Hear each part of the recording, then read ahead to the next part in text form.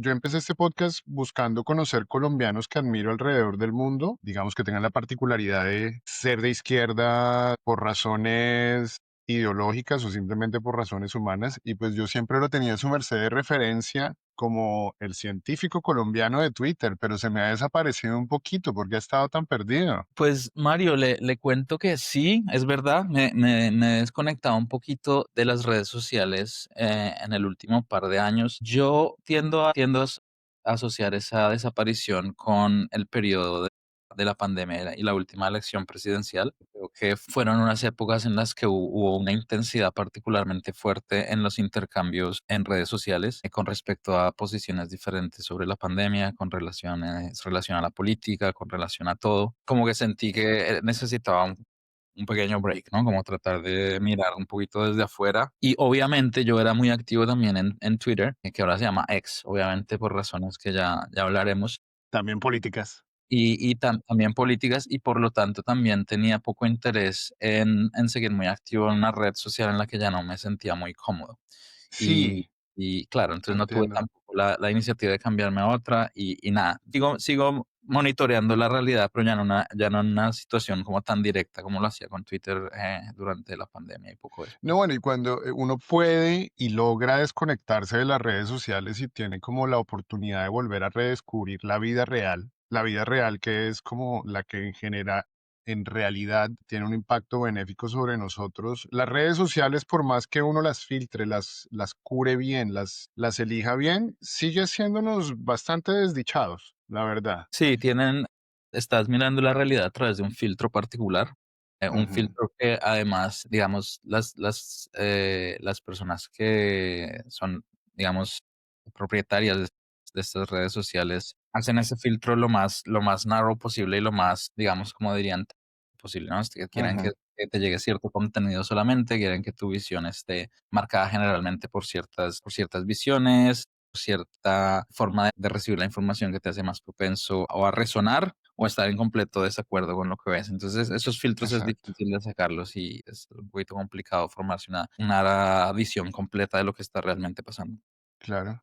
Profe, y pues es que su merced tiene muchas cosas más interesantes que hacer, ¿no? Que andar tuiteando. Bueno, eso es lo otro, digamos, a medida que la carrera ha ido avanzando, ahora soy subdirector de un centro de investigación que se llama Astro AI, aquí en el observatorio en Harvard Smithsonian, donde trabajo, en el que estamos tratando de aplicar algoritmos de inteligencia artificial y machine learning a estos datos inmensos que nos llegan de los telescopios que hoy en día estamos recolectando datos a razón de terabytes cada noche. Esperar que un conjunto de humanos, investigadores, estudiantes estén en capacidad de analizar ese volumen de datos a la razón a la que necesitaríamos analizarlos para que los resultados científicos emerjan, pues es ya casi Ajá, que un sueño, ¿no? Entonces, ahora estamos empleando de la manera más responsable posible algoritmos de inteligencia artificial para extraer la información útil de esos datos. Y eso ha ok. venido con un montón de responsabilidades nuevas, tal. Entonces, claro, ya el tiempo que tienes para dedicarle a un problema particular de la realidad nacional en Colombia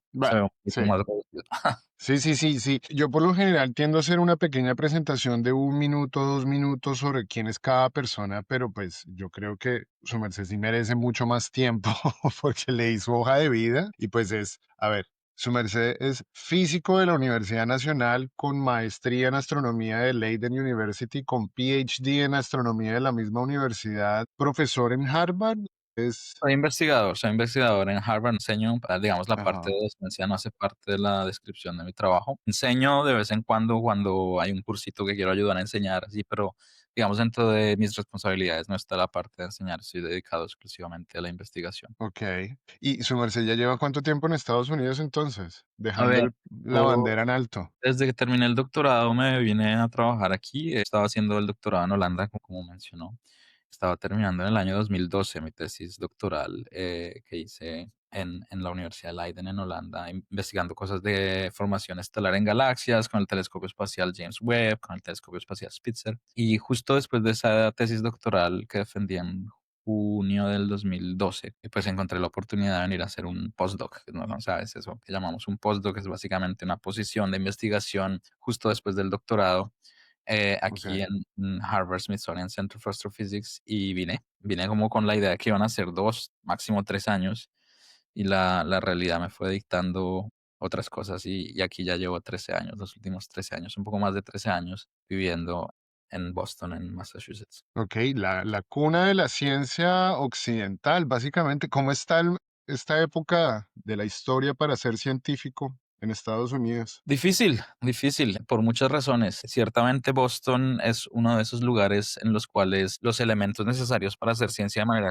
exitosa están ahí. Tienes instituciones con muchísimo prestigio, con muchísimos recursos. Está obviamente pues la Universidad Harvard, el Instituto Tecnológico de Massachusetts, el MIT, pero está también Boston University, la Universidad de Massachusetts. En fin, hay una serie de recursos desplegados justamente a la investigación con un excelente nivel de, digamos, de interacción con la industria, ¿no? Entonces aquí hay muchísimas startups basadas en Mm, cosas como biotecnología, inteligencia artificial.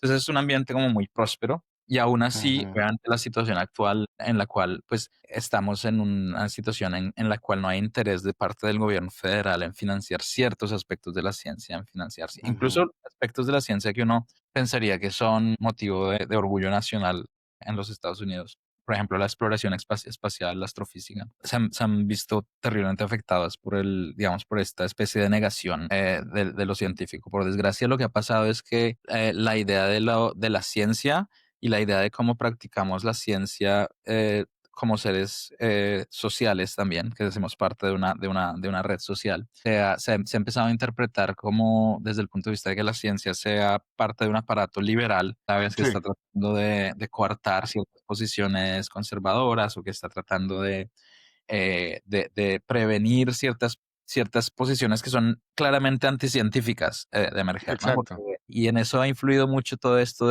de la libertad de expresión y de la libertad de prensa, porque entonces resulta que ahora libertad de expresión también tiene que significar decir libremente cosas que son netamente y claramente anticientíficas y esperar a que no haya una confrontación o un debate al respecto, porque en el Claro. momento que tratas de cuestionar si esas posiciones son válidas en un ambiente académico, pues entonces se vienen estas discusiones sobre, es que no te gusta esta opinión, y entonces Ujú, la estás negando o la estás tratando de, como dicen, cancelar, ¿no? Que es el término sí. que se.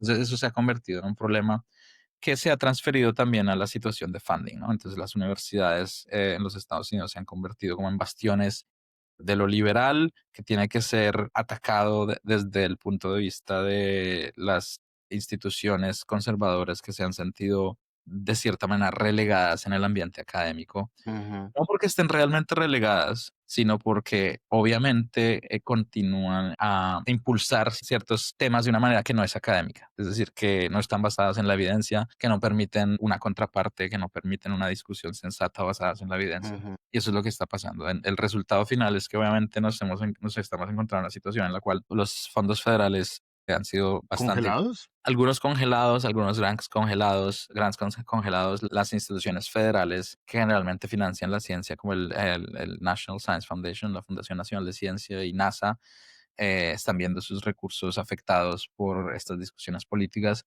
y por lo Ujú. tanto la habilidad que tienes para hacer ciencia, para obtener los recursos necesarios, para obtener los estudiantes, los postdocs, los investigadores necesarios, se está viendo. Así que no es el mejor momento. Sí, sí, yo me acuerdo llegar a Estados Unidos. Yo sé que aquí en este podcast hablamos desde el privilegio muchas veces y pues una de esas cosas que me dio el privilegio fue también haber vivido en Estados Unidos un año. Viví en Boston, de hecho, por los lados de Roxbury. Ok, sí. Yo en el gueto, La zona divertida, o sea, la zona divertida.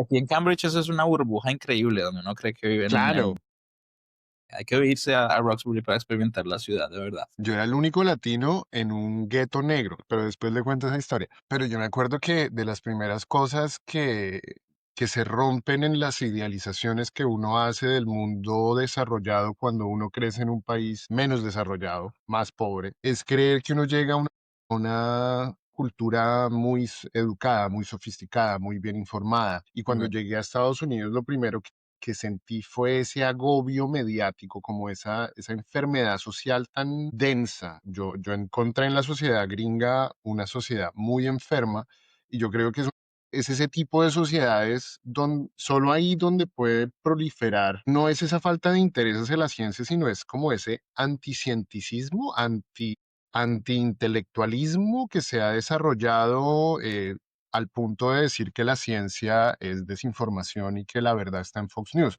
Es decir, ese nivel de negación es prácticamente antagónico a la ciencia y eso creo que es el ambiente general ahorita, ¿no? Sí, o sea, es una situación muy contrastante. Sin duda es innegable que los Estados Unidos sigan siendo una potencia, aun cuando han desacelerado en los últimos años. En cuanto a Ujú, la generación de conocimiento nuevo, en cuanto al liderazgo tecnológico, ahora, por ejemplo, justamente te hablaba de cosas de inteligencia artificial. Es innegable que en este momento hay una competencia fuerte con China, sobre todo por los recursos que permiten entrenar estos algoritmos complejos, pero Estados Unidos sigue siendo una potencia fuerte en ciencia. Y sin embargo, sigue siendo una sociedad también profundamente segregada en todo respecto, incluso con respecto al acceso al conocimiento. Entonces es lo que dices tú, ¿no? Hay una sociedad que por un lado marca la pauta en términos de investigación, donde ujú, los mejores resultados con respecto a biotecnología, inteligencia artificial, astrofísica, lo que quieras, ujú. y sigue generando premios Nobel cada año. Y al Sí, mismo tiempo, esa especie de ventaja intelectual y tecnológica vive en una burbuja, ¿sabes? Entonces, donde ujú, a la que solo tienen acceso a ciertos estamentos de la sociedad y por fuera de esa burbuja vive una sociedad completamente desinformada, completamente desinteresada en términos tecnológicos y no solo desinteresada, sino además en contraposición con unas visiones que desde mi punto de vista son absolutamente fundamentales para el desarrollo normal y, digamos, próspero de una sociedad, que son visiones que tienen que ver con el acceso al conocimiento, con la curiosidad, con el pensamiento crítico. Entonces, eso que hablas de la sociedad enferma lo veo yo claramente. Es una sociedad en el que esa ventaja intelectual, esa ventaja tecnológica está aislada de ujú, la misma sociedad norteamericana. Hay personas allí en Roxbury o incluso aquí un par de paradas de metro de la Universidad de Harvard, a donde esa información no les llega. Los medios de comunicación, a pesar de estar en una ciudad que está completamente llena de conocimiento, esa información no les llega. ujú, Y viven en realidades paralelas que están básicamente determinadas por estas redes sociales, ujú, ciertos medios de comunicación. Entonces, no, yo creo que lo que le ha faltado a este país es la forma de usar esa ventaja en beneficio de la mayoría de la sociedad. Aquí generalmente la ventaja tecnológica se ha usado en términos generales en beneficio de ciertos capitales, en beneficio de ciertos sí, intereses privados y en contraposición al bienestar común. Obviamente siempre hay un beneficio neto del progreso científico que nos levanta a todos, pero ajá. desigualdad en ese acceso al conocimiento, la desigualdad en el acceso a lo que estas nuevas formas de conocimiento ¿A pueden quién lucran? ¿A quién benefician? quien benefician, pues esa desigualdad sigue allí. Y Sí, eso es un síntoma grave, complicado, cuya tendencia no veo que se esté revirtiendo, ¿no? Está como, se está haciendo más pronunciada. ujú, Hay un interés claro de que esa tendencia, yo lo interpreto de cierta manera, te lo digo sinceramente, yo lo interpreto de cierta manera como, yo creo que lo que está pasando políticamente en el mundo y no solo en los Estados Unidos, sino también incluso en Europa y me atrevería a decir incluso en un país como Colombia, es que las sociedades han empezado a darse cuenta que todo lo que veníamos, por ejemplo, como científicos advirtiendo desde hace varias décadas, el calentamiento global, las ujú, amenazas nucleares, esas amenazas que sabíamos que estaban allí, llevamos décadas diciendo, esto es un problema, hay que solucionarlo, es un problema. Como que hubo cierto deseo de solucionarlo. Ese deseo de solucionarlo solo llegó al punto en el cual las políticas que eran necesarias para frenar esas tendencias estuvieron en contraposición con el crecimiento económico de naciones emergentes, la lucha por la hegemonía, y entonces en ese momento ya no hubo un deseo para continuar esas políticas. Y lo que está pasando ahora es que la gente ciertas élites políticas y sociales están de cierta manera andándose por vencidas y diciendo ujú, esto ya no tiene solución. Lo que tenemos que hacer es nosotros, los de esta burbuja, ponernos en la mejor posición posible para estar bien nosotros y lo demás sí, y eso lo ves, por ejemplo, en temas de inmigración, ¿no? O sea, la política antimigración en Europa, en Estados Unidos, está claramente dictada por una actitud tribalista de aquí nos protegemos nosotros. Ya no hay una intención ujú. de proteger a la comunidad, es de una intención de protegerme a mí, a los que son como yo, a los que son parte de mi tribu. Claro, y volviendo a la ciencia, es que me quiero ir por varios lados, pero volviendo a todo el tema de que sí, la migración, hay estadísticas que dicen que la migración no es per se mala y pues que tiene sus causas en ciertos asuntos sistémicos. Pero volviendo al cambio climático, donde hay ese conflicto entre los intereses económicos de los grandes capitales y pues las necesidades de la humanidad. Eso nos lleva al debate de Colombia se puede desarrollar sin petróleo y apostarle toda la transición energética, por ejemplo, que digamos que son debates que deberían darse en grises y en matices, pero pues esa decisión de Petro de decir que nos vamos todo por la transición energética y dejamos el petróleo lo más rápido posible, ¿es a tu juicio sensato? No necesariamente sensato. Yo creo que las políticas públicas tienen que ser pragmáticas, tienen que ser sensatas, tienen que ser Ujú, realizables. Yo creo que hay una posición claramente ideológica en el debate sobre la transición energética, una posición ideológica con la que yo tiendo a estar muy de acuerdo en cuanto a que es necesario empezar a abandonar combustibles fósiles, empezar investigación y desarrollo en alternativas para la energía. Y no solo, a ver, no solo creo, yo no creo que ni siquiera que eso, antes de la presidencia actual de los Estados Unidos, yo ni siquiera creo que esa era una posición necesariamente liberal o de izquierda, como lo quieras llamar. Yo creo que ujú. esa era una posición a la que incluso las grandes compañías de combustibles fósiles habían llegado a la misma Sí, conclusión. y Tenemos la que ONU en el 2000 había hecho objetivos de desarrollo sostenible. Sí, es verdad. Claro, entonces, ese es un cambio que es necesario. Hay que hacerlo de manera paulatina, hay que hacerlo de manera gradual, hay que hacerlo de manera inteligente, hay que mirar cuáles son las fuentes de energía, cuáles son las necesidades, la demanda, y sobre todo hay que hacerlo de una manera en que la economía como un aparato conjunto no se vea completamente afectada por una transición demasiado rápida. Mira, yo tengo un problema con las transiciones demasiado rápidas. Sí. Este es un ejemplo. Yo creo que tú puedes estar de acuerdo con ciertas posiciones políticas y con ciertas posiciones sociales, como por ejemplo la necesidad de acomodar nuestras fuentes energéticas al cambio climático. Y sin embargo, creo que no puedes simplemente imponer esas condiciones en toda la sociedad, porque la sociedad es un matiz de perspectivas, matiz de intereses, una matriz de engranajes que funcionan unos con otros. Ujú, Y las transiciones demasiado rápidas generalmente llevan a una confrontación, a una ah, posición reaccionaria de quienes se sienten afectados. Y lo que está claro. pasando políticamente en el mundo es justamente eso, es una reacción a una transición cultural demasiado rápida en ciertas cosas que son importantes, pero Ujú. que no tuvo en cuenta un poco la contraparte, ¿no? Que no tuvo la intención un poco del diálogo, de decir, ok, ¿dónde nos vamos a encontrar para, yo quiero ir hacia allá, no te lo voy a imponer, quiero tratar de persuadirte de que esa es la forma. Eso nos faltó un poco y eso se está viendo un poco en las posiciones ideológicas también relacionadas al cambio climático. ¿Y dónde está entonces el sentido de urgencia desde la ciencia? Porque pues yo he visto que ya el reloj de la historia está llegando a su último segundo. Hace como 10 años los científicos se han encadenado en diversas entidades del gobierno para que les pongan atención sobre el cambio climático. Las Sí. noticias ya últimas de que ya no hay punto de retorno con el cambio climático. Ese sentido de urgencia entonces toca seguirlo poniendo ahí. El sentido de urgencia está, o sea, esto no se trata de decir, no, bueno, vamos a hacer una transición muy tranquila, muy lenta, porque pues la economía y las grandes compañías, no, yo creo que el sentido de urgencia Ujú, sigue ahí. Lo que pasa es que yo lo que considero es que primero que todo, tiene que ser un movimiento global, es decir, poco ujú, va a suceder si Colombia, en su proceso de desarrollo transiciona demasiado rápido y a costa de una posición en su escala económica, por una transición demasiado rápida y no necesariamente bien pensada, mientras que China y Estados Unidos siguen en un programa completamente de desarrollo de combustibles fósiles, etcétera, etcétera.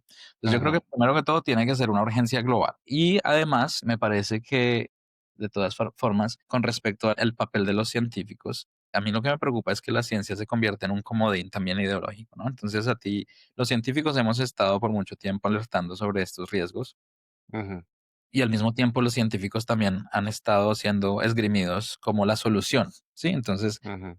lo que sucede mucho es que te dicen, no nos preocupemos por este problema particular de la humanidad, porque los científicos van a encontrar una solución. Entonces, no me digas que es necesario ¿Y reducir no? combustible. ¿Y no la van a encontrar? No, no lo creo. Yo creo que la velocidad a la que pueden suceder cambios que puedan ser traumáticos para la humanidad, por ejemplo, el cambio climático, o por Ajá. ejemplo, el avance descontrolado y económicamente controlado de la inteligencia artificial, la velocidad a la que suceden esos cambios, la escala de tiempo a la que suceden esos cambios, son escalas de tiempo mucho más cortas comparadas con las escalas de tiempo en las que funciona la ciencia. Sí, Es decir, incluso sí, si sí. tú tuvieras toda la voluntad de solucionar problemas de la ciencia de manera que nuestro estilo de vida no tenga que cambiar. De todas formas, esa escala de tiempo va a ser mucho más larga y para cuando tengas una solución científica tal vez Ujú, sea demasiado tarde. Entonces, ujú. a mí me preocupa un poco eso de vamos a confiar en los científicos, vamos a seguir haciendo las cosas como las venimos haciendo, porque igual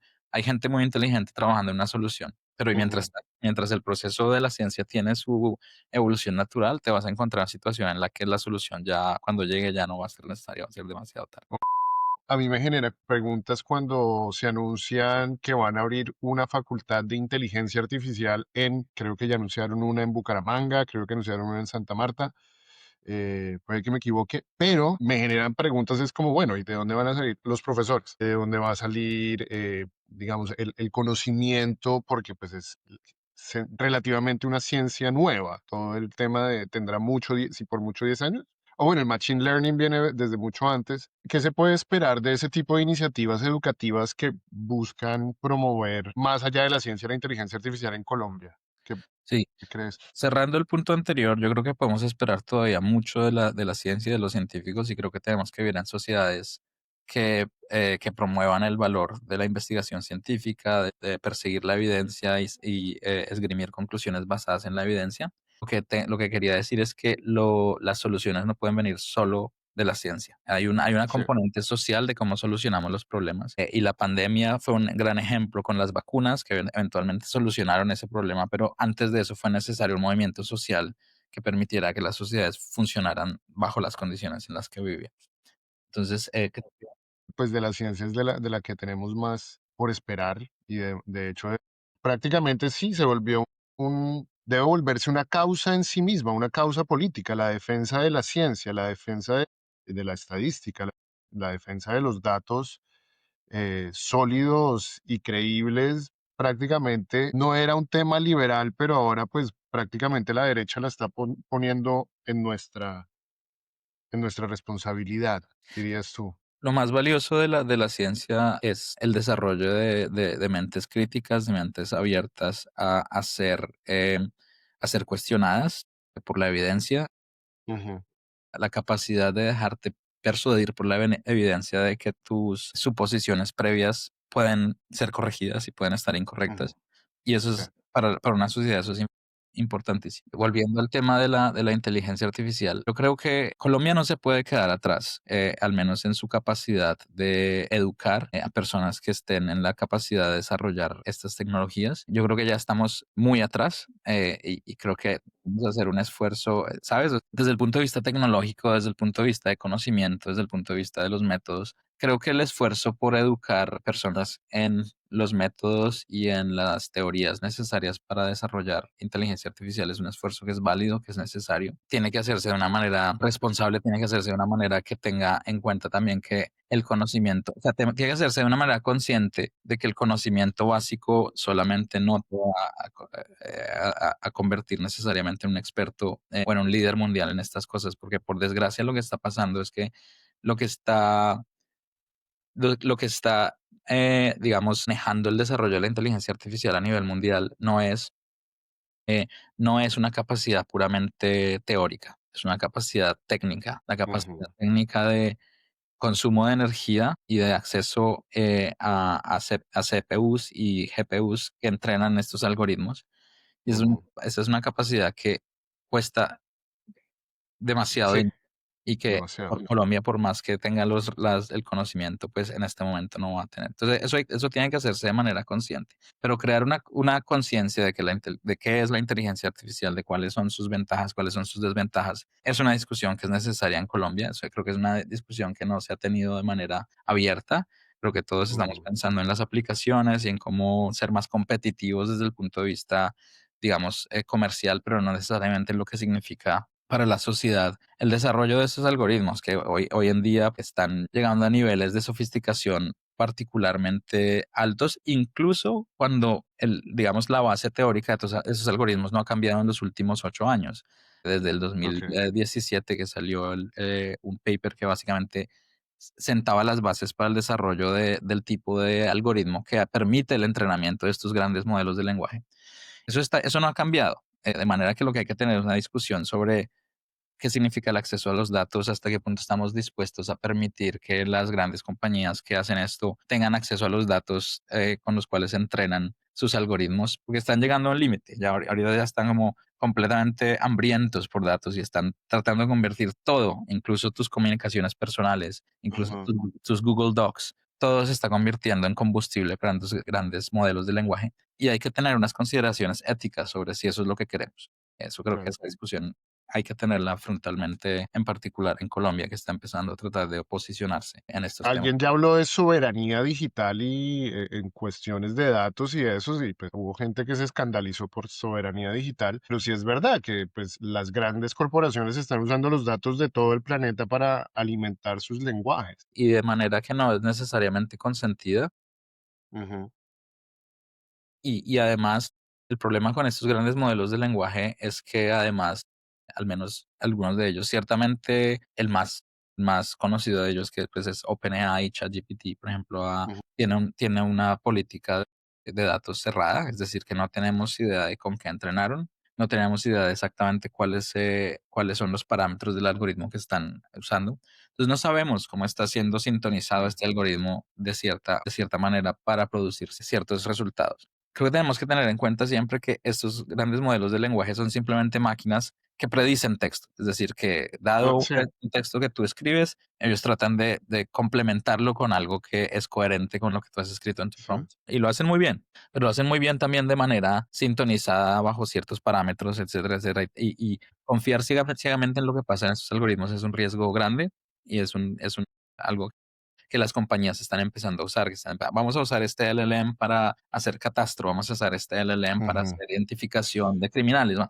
Ok, ¿Cuáles son los parámetros? Eso es complicado. entonces básicamente bajo esas condiciones en lo que estaría en capacidad una sociedad como la colombiana y el Estado colombiano sería generar facultades para que nosotros aprendamos a usar lenguajes creados en Estados Unidos o en China y no tanto a desarrollar y a entrenar nuestros propios lenguajes. De ahí estaríamos muy lejos, pues, para ese objetivo. Pues hay que empezar en alguna parte. Yo creo que sí, el uso de tecnologías existentes que es el uso de tecnologías existentes es básicamente lo que define la ciencia y la tecnología en Colombia. Es decir, piensa en inteligencia Sí. artificial, pero piensa también en desarrollo espacial. Así, ¿cuál ha sido el desarrollo espacial en Colombia? Ha sido no, agarrar cosas prefabricadas en Alemania, ensamblarlas en Ujú. Colombia. O sea, me acuerdo mucho del satélite. Y bueno, tal vez estoy siendo injusto porque no conozco exactamente qué está pasando actualmente en la escena colombiana, Ok. pero hasta hace unos años ese del desarrollo espacial colombiano era comprar materiales prefabricados y preinstalados en Alemania, ensamblarlos en un laboratorio en Bogotá Ujú, y luego pagarle a los rusos para que lanzaran el satélite colombiano desde Kazajstán. Esa ha sido la política de ciencia y desarrollo tecnológico en Colombia. Entonces, con la claro. inteligencia artificial nos puede pasar algo similar, aunque Sí. estamos innovando y estamos innovando, escoger el modelo de ChatGPT y Ajá. aplicarle unos datos de catastro en Colombia y decir, bueno, eso es innovación. Puede que sea innovación, pero hemos pensado en los detalles, hemos pensado en cuáles son las posibles alucinaciones de estos modelos, en general, datos que no sean completamente correctos. Ajá. Yo creo que estamos atrás, pero no estamos tan atrás. Fundamentalmente, la inteligencia artificial es estadística y creo que tenemos grandes capacidades de formar personas que entiendan muy fundamentalmente lo que hacen estos modelos y creo que tenemos que promoverlo. Tenemos que promoverlo Ok. en paralelo a una conciencia social, lo que significa el uso de estos modelos, lo que significa para nuestro propio desarrollo cognitivo, lo que nuestros propios procesos de aprendizaje. ¿Cómo aprendes Sí. tú ahora a escribir o hacer código de computador si todo lo estás escribiendo como un prompt y te lo está dando ya un sistema que te da ya el producto finalizado? Y parte de lo que tenemos que hacer es tomar responsabilidad por cada cosa que generan estos algoritmos. Si tú usaste ChatGPT para escribir un reporte, entonces tienes que especificar exactamente cómo lo usaste y Ajá. además responsabilizarte por cada palabra de lo que salga allí. Eso es algo, Claro. es un proceso que la gente todavía no Y, tiene claro. y ha sido un desgaste, porque Yo hace 2 años que descubrí la inteligencia artificial, yo quería meterle inteligencia artificial pues hasta el café y me puse a estudiar y quería que en las empresas donde yo participo lo metiéramos en todos los sectores y todo eso. Y 2 años después, incluso varios científicos, Neil deGrasse Tyson salió a decir que, pues, que el AI no pasó de ser más allá de un gimmick en muchos aspectos. No llegó el futuro Terminator, los robots no se van a tomar el mundo, pero de hecho los impactos más graves ha sido la generación de contenido basura, la mediocrización de la gente que ya ni siquiera sabe hacer prompts, pues obviamente el TDAH yo creo que se va a disparar aún más. Vos como profe, ¿cómo has visto eso? ¿Cuál ha sido el impacto de la inteligencia artificial en los estudiantes? Bueno, al menos en los de Estados Unidos. Pues claro, es una discusión compleja, profunda. Lo primero que voy a decir con respecto a lo que acabas de decir es que cualquier predicción que se haga actualmente sobre lo que va a pasar o lo que ha sido o lo que será la inteligencia artificial es un poquito, como dicen los gringos, hand wavy. O sea, yo creo que ni siquiera los grandes expertos en inteligencia artificial han llegado a un acuerdo sobre cuál es el verdadero riesgo de que esto se devuelva demasiado complejo y se salga de nuestro control. Eh, Ujú, Prefiero tener visiones variadas sobre lo que puede pasar. Yo creo que hay un ujú, riesgo de que estas tecnologías se usen de manera que sea nociva para las sociedades. Yo creo que es verdad que un mecanismo como este se puede usar en principio para diseñar un nuevo tipo de virus, un nuevo tipo de arma nuclear, un nuevo tipo de agente químico, en fin. O un sistema de estos puede interferir con el sistema financiero de un país y hacer que una economía colapse, en principio. Estos son riesgos reales. ujú, Ahora, que eso se convierta en robots que nos ataquen, pues eso es otra discusión. Yo creo que eso es casi ciencia ficción, pero no creo que ni Neil deGrasse Tyson ni los grandes expertos o los grandes CEOs de estas compañías tienen muy claro lo que va a pasar. Hay estudios y eso hay que mirarlo un poquito con pinzas. Es decir, ajá, es una herramienta y hay que usarla de manera positiva. Con respecto a los estudiantes, claro, el problema es que ya no tenemos certeza de dónde vienen los productos, digamos, académicos. Ya no tenemos certeza de si lo que presentaste como una tesis lo escribiste tú o si el código de computador que usaste para este proyecto lo escribiste tú. Entonces, ha tenido sin duda un impacto en nuestra capacidad de entender ciertos problemas, ha tenido una capacidad en los estudiantes de producir material escrito, ha tenido impacto en la capacidad de los estudiantes de entender lo que está haciendo su código de computador y eso es un ujú, problema grave.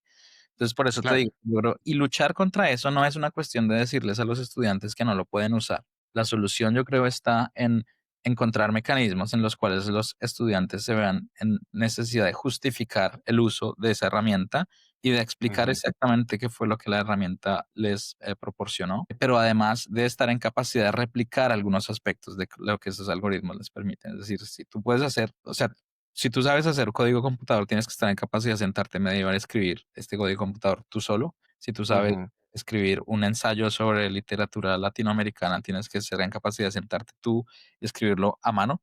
Lo que creo que tiene que pasar es que tiene que haber mecanismos en los que esta herramienta sea incorporada, porque creo que esperar a que la gente deje de usarlos, pues es un poquito ingenuo, claro. pero sí tratar de controlar el nivel de apropiación que los estudiantes asumen sobre los productos que la inteligencia artificial produce. Claro, pero entonces ahí no es solo de asumir responsabilidad, sino de asumir apropiación sobre la información, lo cual ya es de por sí imposible porque no hay agencia. Porque, por ejemplo, otro de los síntomas que ha mostrado la inteligencia artificial, por ejemplo, en algunas empresas que lo han aplicado y se han dado cuenta que el margen de error de la inteligencia artificial es mayor o similar al de los humanos, pero entonces ahora los humanos tienen que entrar a generar una doble cantidad de atención y de revisión y digamos que se suman los dos márgenes de error. Es decir, las empresas terminaron viendo que revisar y asumir responsabilidad o evitar riesgos por el margen de error de la inteligencia artificial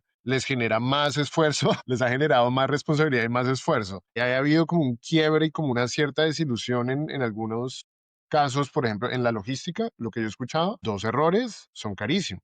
Entonces, evitar esos 2 errores genera también nuevos esfuerzos. Mira, la forma en la que lo veo yo más claramente es con esto de los self-driving cars, los carros Sí. automáticos. Porque, claro, puede que, resulte en accidentes y efectivamente no podemos esperar que un automóvil que se mueva de manera autónoma no tenga accidentes. Y la cuestión es ahí, son los accidentes que se generan por automóviles que son autónomos. Es la razón de accidentes. La frecuencia de esos accidentes es menor a la frecuencia que tiene un humano o no. Ujú.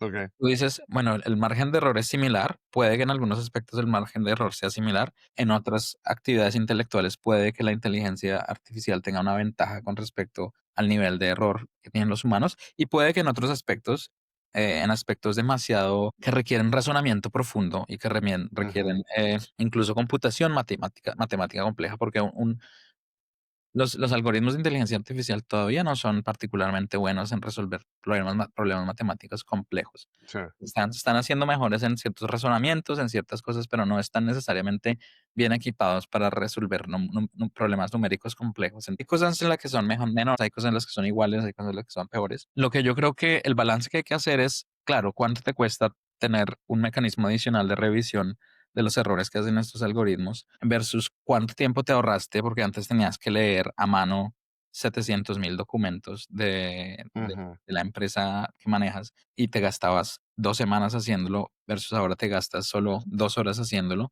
y ahora tienes que obviamente hacer esa capa adicional de control, pero al menos te ahorraste las 2 semanas de lectura de esos documentos. Eso es como que Claro. compensa de cierta manera, pero estoy absolutamente de acuerdo en que esa capa de human in the loop es todavía absolutamente necesaria. Confiar ciegamente en ciertos resultados de la inteligencia artificial, sobre todo cuando impactan directamente aspectos económicos, sociales o incluso legales de ciertas personas. Sabes que estos algoritmos se están empezando a usar para hacer decisiones judiciales, por ejemplo. Ujú. ¿Hasta qué punto queremos realmente hacer eso en este momento? ¿Hasta qué punto queremos relegar la responsabilidad de nuestras decisiones a algoritmos que han sido, entre otras cosas, Ujú. entrenados con ciertos datos, con ciertos sesgos, con ciertos parámetros y con ciertas sintonizaciones que pueden ser perjudiciales para ciertos grupos sociales, etcétera, etcétera? Eso tenemos que incluirlo en el loop Ujú. de desarrollo tecnológico que necesitamos promover en Colombia también sobre el uso de inteligencia artificial. Y eso sonaba a ciencia ficción hace 10, 15 años. La película esa era Minority Report, de algo de similar. Y también a ciencia ficción sonaba eso de que un billonario tuviera una red social y pudiera entrenarla para ser medio nazi, ¿no? ¿Te acuerdas que Grok al comienzo, no sé si seguiste esa historia, Grok al comienzo era progre, reprogre, woke, más o menos, cuando Elon Musk la lanzó, y luego pues se supo que hubo una serie de manipulaciones al interior de Grok y Grok cada vez se estaba poniendo más conservador, más facho. ¿Cómo se entrena una inteligencia artificial para ser mala persona? Yo estoy muy consciente y muy de acuerdo contigo en que algunos aspectos que estamos viviendo de la realidad actualmente en este planeta son un poco distópicas. Es decir, yo sí creo, Sí. yo sí quiero, o sea, yo sí quiero dejar clara una señal de alarma. Yo creo que en este momento la sociedad tiene que reaccionar ante lo que se está convirtiendo en un control total de los medios de acceso a información por ciertos intereses sociales, políticos, económicos. Esa es una alarma Ujú. que hay que sonar, porque de otra manera simplemente vamos a seguir convirtiéndonos cada vez más en presa de estos intereses. Es muy fácil entrenar el output de un algoritmo para que te diga ciertas cosas. Estos son algoritmos que están controlados de dos maneras fundamentales. Una son los datos con los que entrenas, es decir, cuáles son los Ujú. datos y qué peso das a ciertas fuentes versus a otras. Y dos, los parámetros del sistema mismo, es decir, qué filtras, qué no filtras, etcétera, etcétera.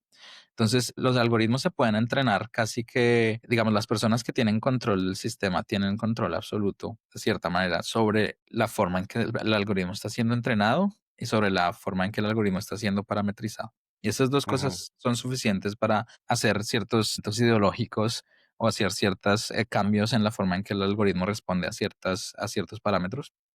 Y por lo tanto, dado que en paralelo la gente confía más y más en estos algoritmos para tomar ciertas decisiones, ese es un Sí. problema grave. Es decir, ahí tenemos que simplemente intervenir. El Estado, ¿ves?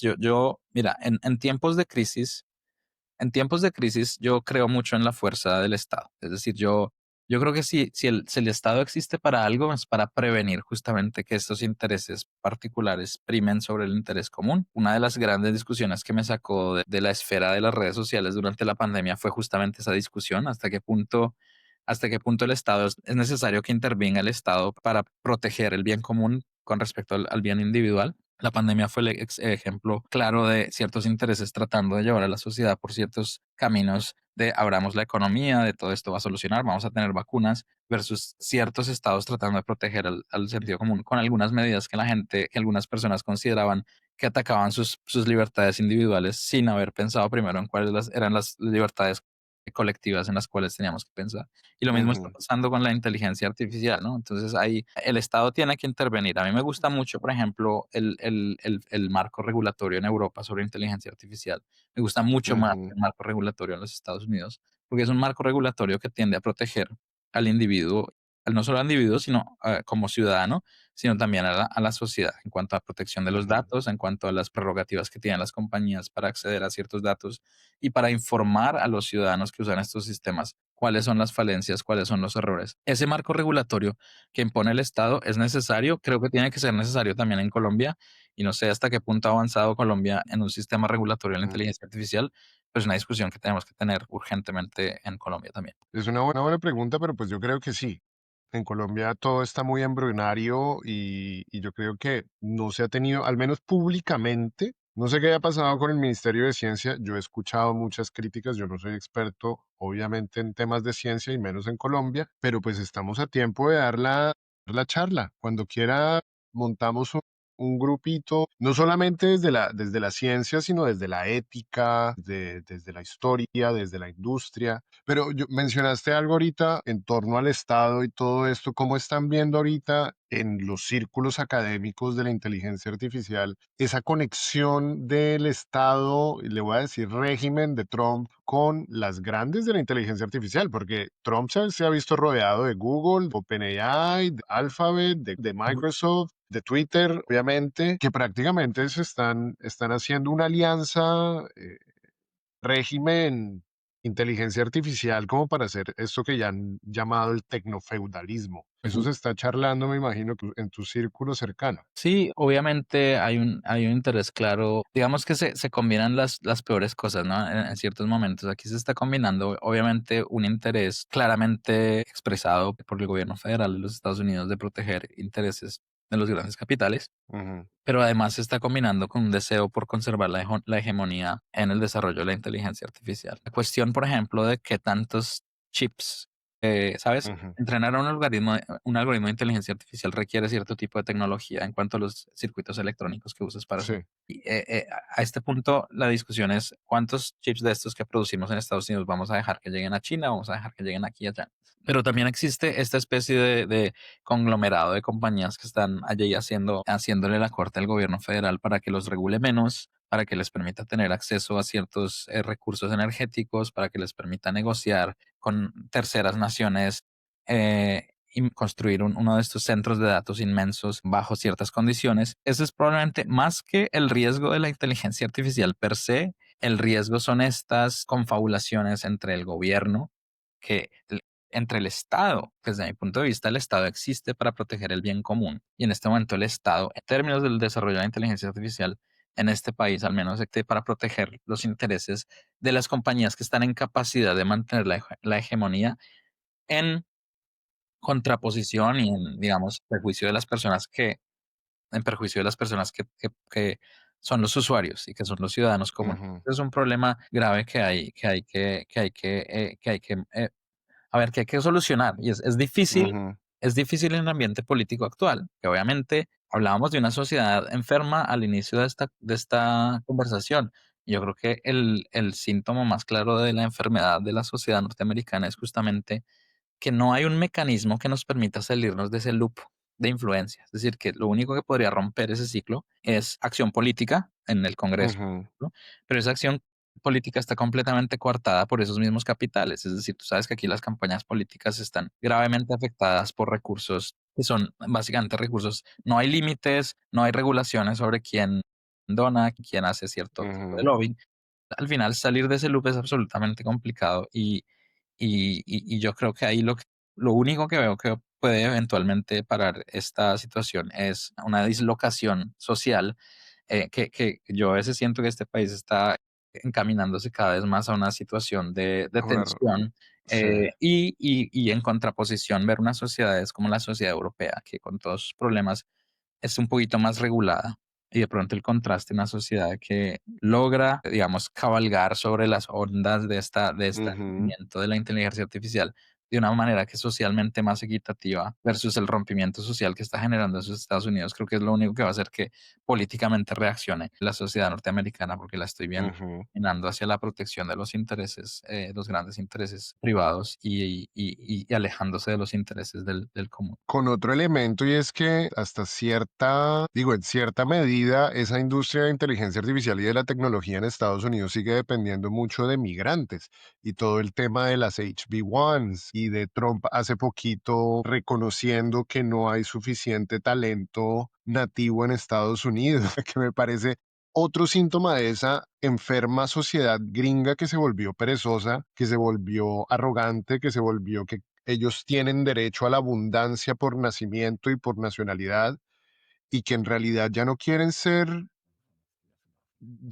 científicos, quieren vivir del Bitcoin y de sus inversiones en Wall Street, pero siguen siendo los inmigrantes los que llevan el conocimiento. Sí, y creo que la administración Trump en esto se ha encontrado con un dilema, porque creo que lo tienen claro como lo están empezando a admitir ellos mismos en cuanto a que no hay suficiente talento, ¿sabes? En todos los sectores de la actividad productiva. Es que no estamos hablando ni siquiera de talento científico, estamos hablando de cosas básicas como la producción de alimentos, etcétera, etcétera. Hay una fuerza laboral necesaria que viene de afuera. Y efectivamente el gobierno federal se está encontrando con una realidad en la cual eso hay cada vez más presión de las compañías para que los procesos migratorios sean favorables para el tipo de fuerza laboral que es necesaria en este momento y al mismo tiempo tienen que mantener su discurso antimigratorio, etcétera, porque es lo que Ujú, están pidiendo las bases. Yo creo que allí, al final de cuentas, el gobierno lo único que va a dictar cómo se maneja esta cuestión de las visas, por ejemplo, las visas H, va a ser suficiente presión de nuevo de las grandes compañías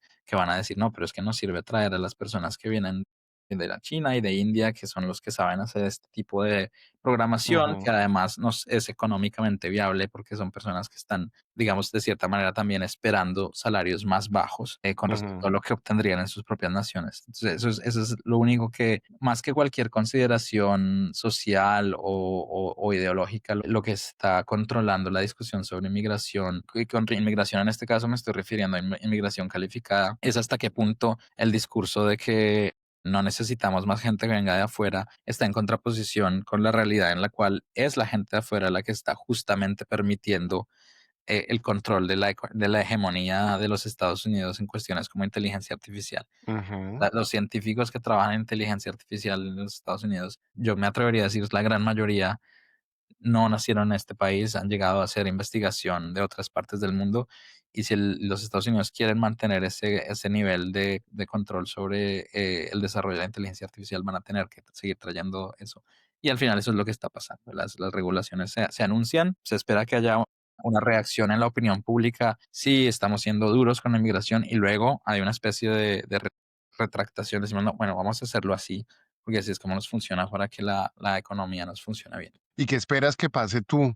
Ese punto de quiebre. Yo ahorita con todo el lío de Epstein y todo, yo estoy esperando que los MAGA hagan otro enero 6 y vayan y saquen a Trump, pero todo puede derivar en cosas peores, ¿no? Yo lo que he visto en Portland, en Los Ángeles, en Chicago, esos enfrentamientos que uno nunca había visto en las calles gringas, sí muestran que la gente está muy al borde de esa revuelta, rebelión. ¿Qué esperas tú que pase? ¿O qué crees tú que pase? Bueno, es un poco lo que te decía antes. Yo creo que obviamente hay un descontento, curiosamente, no necesariamente curiosamente, de manera que no me sorprende en absoluto, también en la base, digamos, republicana, MAGA, pro-Trump, porque las políticas que tienden a proteger ciertos intereses privados terminan por afectar a la gran base social, sin importar de dónde Ujú, venga esa base social ideológicamente. Es verdad que en Estados Unidos se han visto cosas recientemente que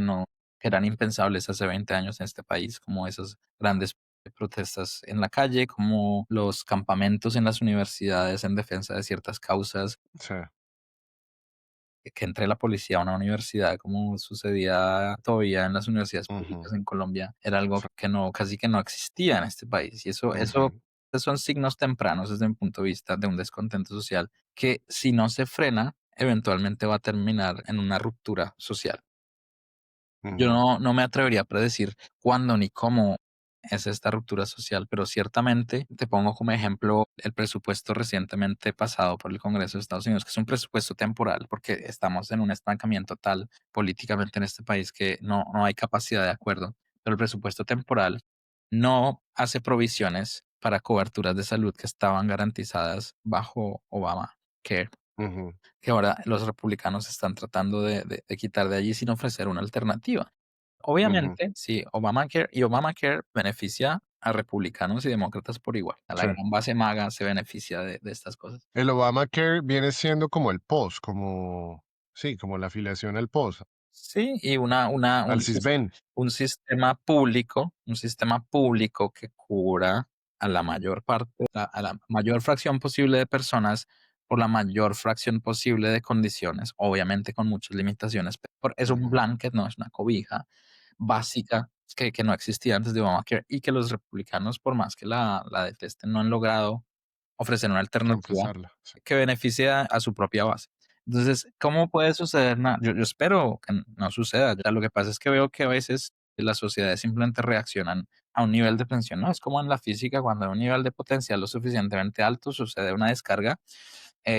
Aquí también estamos llegando a situaciones potencialmente altas de tensión social, con el problema adicional que yo veo un problema y es que hay un concepto de orden, ¿sabes? Lo que llaman aquí ley y orden, tiende a interpretar cada manifestación social como un ataque a lo establecido, como un ataque a los Ujú, valores en los que supuestamente está fundada la nación sí, de organización. Y entonces la reacción tiende a ser fuerte y tiene todos los medios ¿sabes? Frenar estas manifestaciones, sí. porque tú ves Yo, fuerza que eso es tú.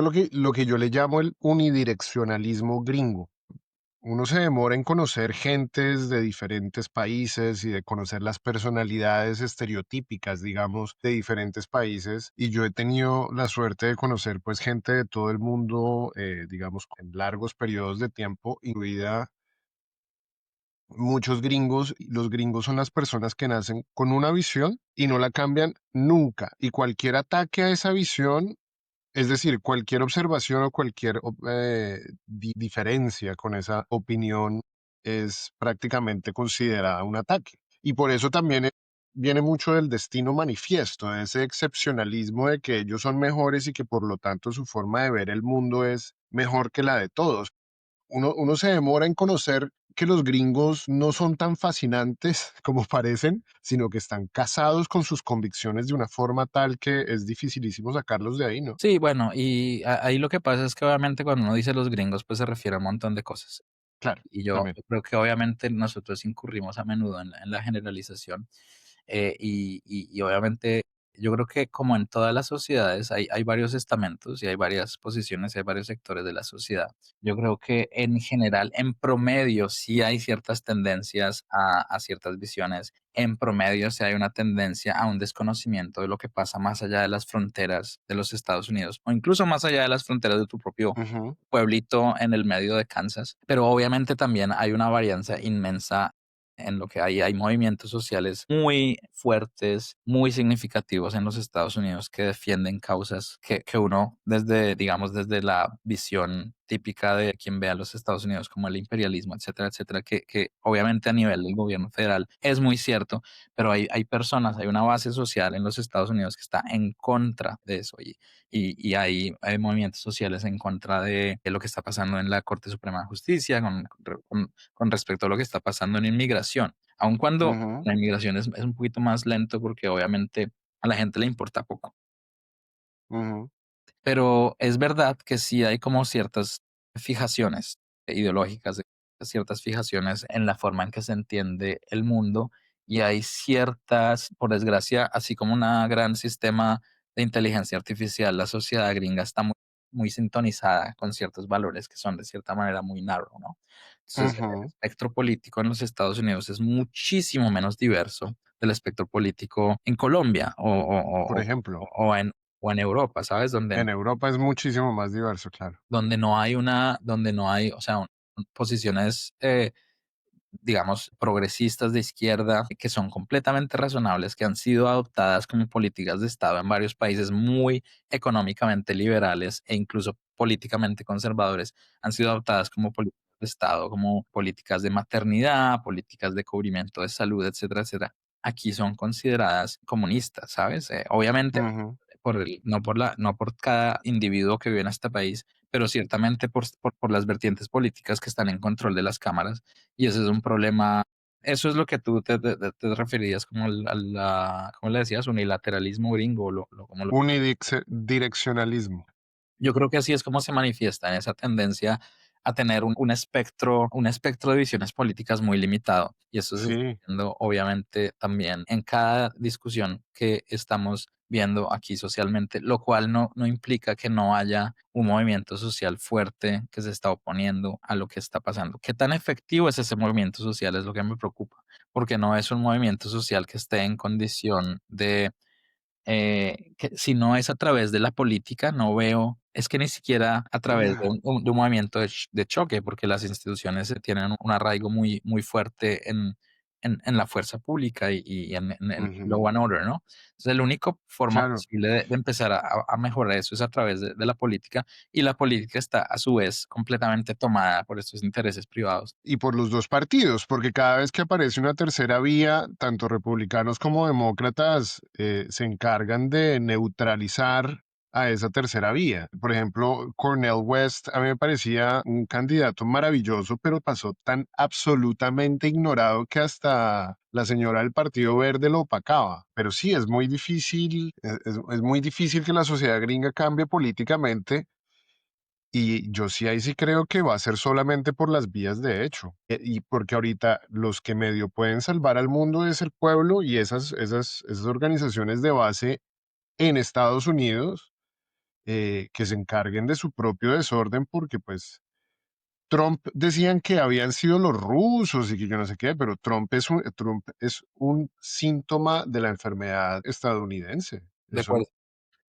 no tiene ninguna otra excusa. De acuerdo. Sí, yo creo que es complejo y por desgracia es que a lo que llamas al menos actualmente, a lo que llamas las vías de hecho, tampoco les veo mucho prospecto, justamente por lo que te decía. O Ujú, sea, tiene que haber un proceso tendría que haber un proceso en el cual ese descontexto social permee hacia estamentos que están en capacidad de controlar pues la fuerza para que algo de esto suceda. Y lo veo todavía muy lejano en la sociedad norteamericana que eso suceda. Entonces, pero quería mencionarte un poco también, bueno, la situación en Colombia, la situación de la relación entre los Estados Unidos y Colombia, etcétera, etcétera. Lo que obviamente en este momento está, pues, de manera que es obviamente justificable en completa oposición y lo que podría significar, pues, una intervención militar norteamericana, por ejemplo, en Venezuela, etcétera, etcétera. No ujú, sé cómo se está esto percibiendo en Colombia, pero me parece que es un factor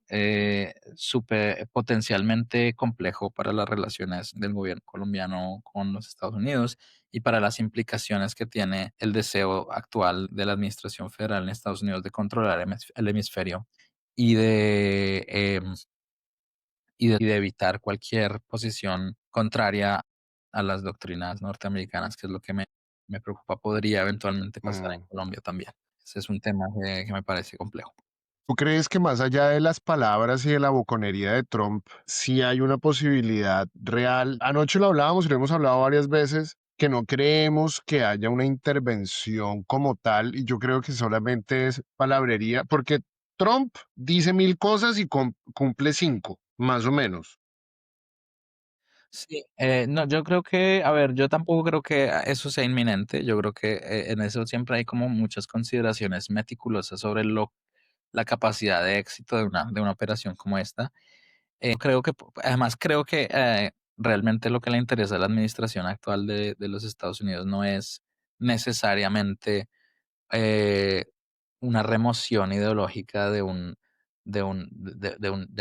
líder comunista o socialista o como quieras llamar al gobierno Ujú, de Maduro. Yo creo que el acceso a los medios económicos, y esto de nuevo conecta con la inteligencia artificial, porque obviamente, aparte obviamente del petróleo, el acceso a lo que llaman tierras raras, que es una industria que obviamente potencia el desarrollo de chips para entrenar algoritmos de inteligencia artificial, también tiene que Ujú, Venezuela también tiene acceso a algunos de esos recursos. Y entonces, seguro. yo creo que más allá o sea, el interés por preservar la hegemonía me parece, aún en el marco de la posición del norteamericana, ese interés por mantener la hegemonía económica tiende a primar sobre cualquier posición ideológica, ¿sabe? Entonces creo que al mismo tiempo que Trump está amenazando con los portaaviones en el Caribe, está también dejando abierta una puerta de diálogo con Maduro, que Con Maduro. básicamente va a ser un diálogo de sometimiento económico, obviamente, Ajá, y a cambio de una permanencia política que le permita a Maduro maniobrar y salir lo mejor librado posible de una situación que para él también se está convirtiendo en insostenible. Entonces, ujú, creo que es poco probable intervención inminente, al menos física, de ujú, norteamericanas en Venezuela, pero sí creo que la presión va a seguir continuando, que sí que va a haber operaciones de inteligencia en Venezuela, que sí que se va a tratar de forzar a Maduro que esté de acuerdo en ciertas condiciones de extracción de recursos de Venezuela, si quiere al menos tener la capacidad de negociar una ujú, salida lo menos traumática posible del gobierno de Venezuela. Que yo creo que eso sea legítimo, no, no creo que sea legítimo que haya ningún tipo de intervención de ninguna otra nación en lo que está pasando en Venezuela. Y sin embargo, vivimos en una época en la que estas cosas son literalmente posibles y en la que por más que tú estés en desacuerdo o en acuerdo, va a haber un momento en el cual los intereses de los Estados Unidos pueden resultar en acciones que de otra manera se considerarían impensables o ujú. violación de la soberanía nacional de un país. Pues es que yo creo que los intereses de los gringos pasan sobre todo principalmente por los mercados a los que ellos acceden y Colombia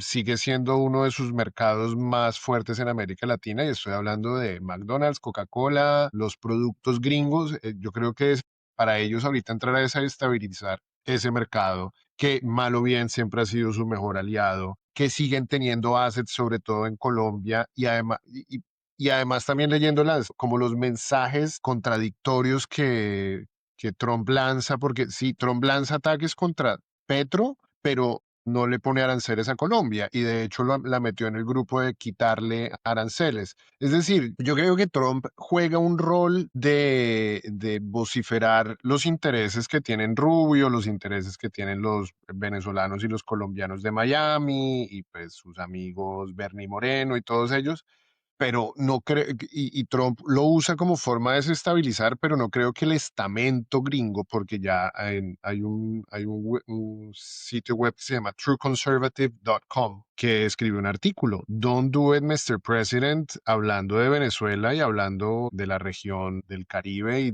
del hemisferio occidental específicamente. Y yo creo que además Trump ahorita termina año en medio de un escándalo absurdo porque esto de los archivos de Epstein va a seguir dándole en la cara porque está todos los días, pues ya cada vez más claro que el presidente de Estados Unidos es un pedófilo. Ya creo que se puede decir casi que a ciencia cierta. Entonces yo no creo que ese tipo, o a menos de que lo use como una maniobra de mayor distracción, empezar una guerra en Venezuela. Yo creo que ese sería el único escenario que lo llevaría a cometer esa locura. Si no, no creo, porque Sí, es el imperio, no es Trump. sí, hay una serie de intereses por debajo del gobierno federal que estarían completamente en contra de una desestabilización de la región y creo que obviamente esos estamentos tienen una vía de comunicación con el gobierno federal y van a pesar en la decisión. Ujú, Lo de los escándalos internos, sí, bueno, lo que pasa es que también veo que la intención del presidente es un poco convertirlo en una cuestión de, bueno, pero ustedes también, ¿no? Yo creo que ahorita ya le está buscando más bien, porque obviamente, fíjate que hay un montón de demócratas que están también metidos sí. en esa situación. El presidente, el antiguo presidente de Harvard, entre ellos, Lawrence Summers, tenía una bandera, no, Ah, Larry Summers era también presidente de Harvard, sí, además de ser de estar en el gobierno de Obama, de Obama. estuvo de presidente de Harvard hace ya como unos 15 años. Y él acaba de renunciar a cualquier intervención pública, dice que va a seguir enseñando, pero en la Universidad de Harvard está empezando una investigación, en fin. Entonces, Salió Chomsky, Chomsky salió. Estoy triste.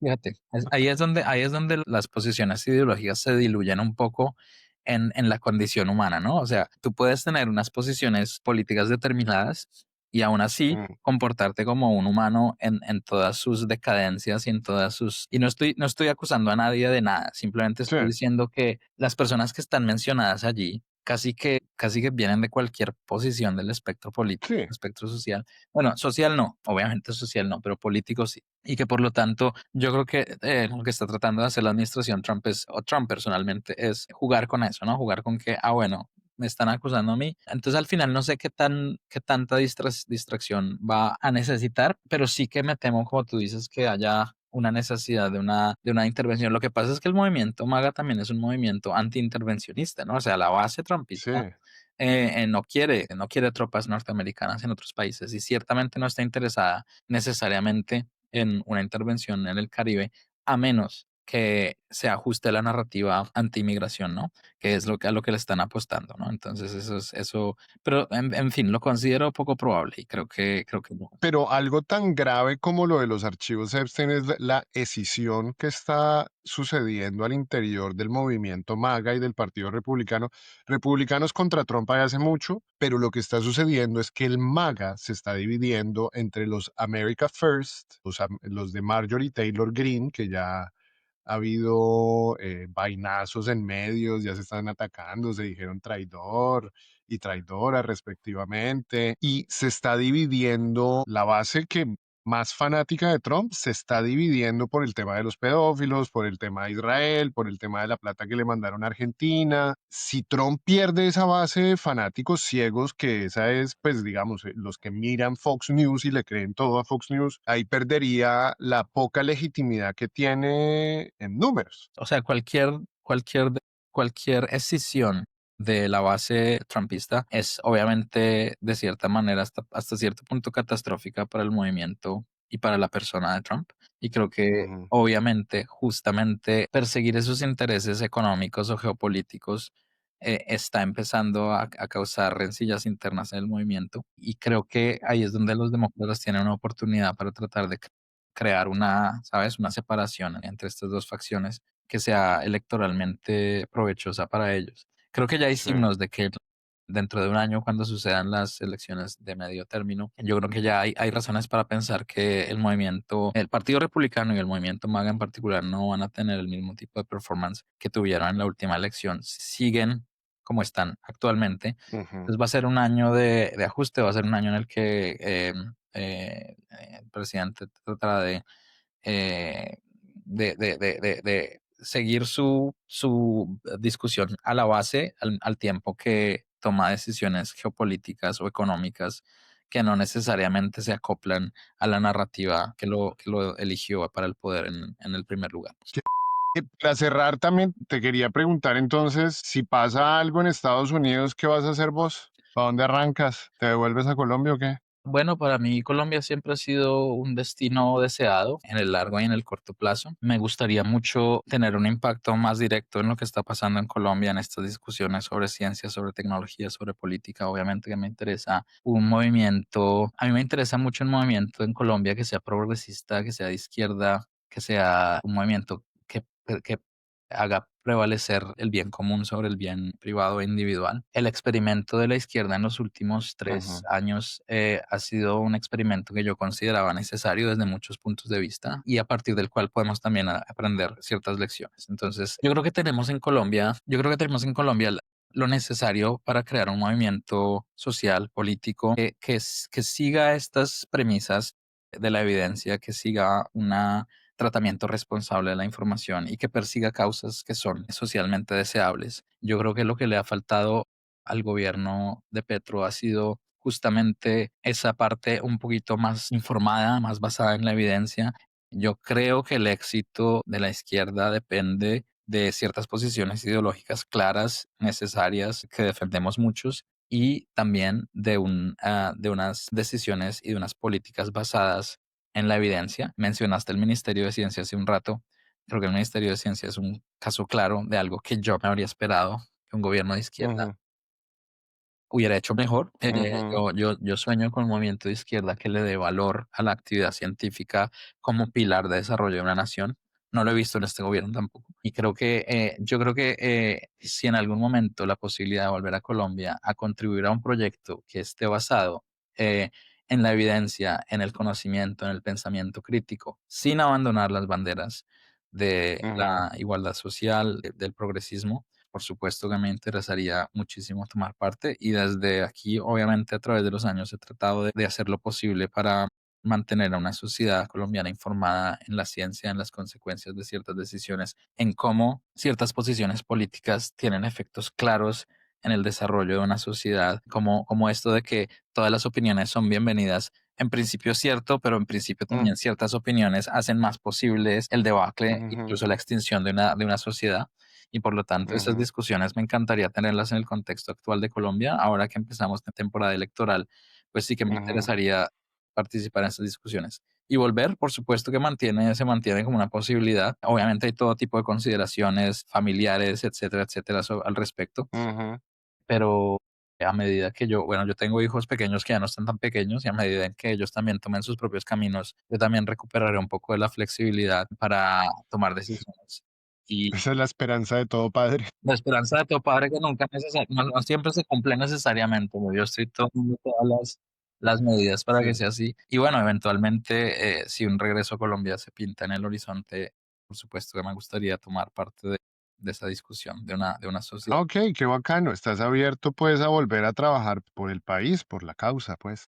Sí, por una sociedad mejor, una sociedad donde el beneficio de de la sociedad se maximice, algo un poquito muy utilitarista, pero obviamente que me interesa y creo que en este Ujú, momento tenemos elementos para lograr un movimiento de izquierda en Colombia responsable, informado, que es lo que nos ha faltado. Creo que es lo que ujú. y menos con mucha ideología, pero menos ideologizado. Es decir, que haya una capacidad de transformar las ideologías en acciones concretas, Sí. informadas, y creo que eso es posible en Colombia actualmente, y sí que me interesaría tomar parte de ese proceso. Sí, exacto, pero si bien no hay que ideologizar la ciencia, sí hay que poner una ideología al servicio de la ciencia y a defenderla, porque ahorita pues toca defender a la ciencia porque a la otra orilla ideológica no le gusta la ciencia, no le gusta el conocimiento, no le gusta leer, no les gusta nada. Entonces, bueno, ya el presidente Petro nos escucha, espero que se haya enterado que desde la ciencia no estuvieron muy satisfechos con la labor en el Ministerio de Ciencia de este cuatrenio, pero esperemos que Iván Cepeda también nos escuche y sepa que aquí tenemos un científico de talla mundial dispuesto a ayudar. Me encanta. Y ojalá escuchen él y todos los demás, que la ciencia, sin importar de dónde vengas, es una herramienta necesaria, deseable para Ujú. cualquier sociedad y que es la única forma de avanzar económicamente como sociedad es tener una sociedad basada y una economía basada en el conocimiento. Bueno, profe, pues cuando quiera abrimos este espacio, cuando haya temas relacionados con ciencia que involucren ciencia, así sea tangencialmente, pero pues usted también tiene una buena posición política y opinión política, súper abrir este espacio, bienvenido. Me encantaría ¿Listo? hablar de nuevo sobre temas de ciencia, inteligencia artificial y cómo eso impacta a las sociedades con un grupo mayor. Aquí estaré para charlarlo y ofrecer una opinión. Profe, súper. Qué honor el que me hace estar aquí. Muchísimas gracias por venir a la Bodega Podcast, profe. Mil gracias por la invitación, Mario, y buen día y bueno, estaremos en comunicación.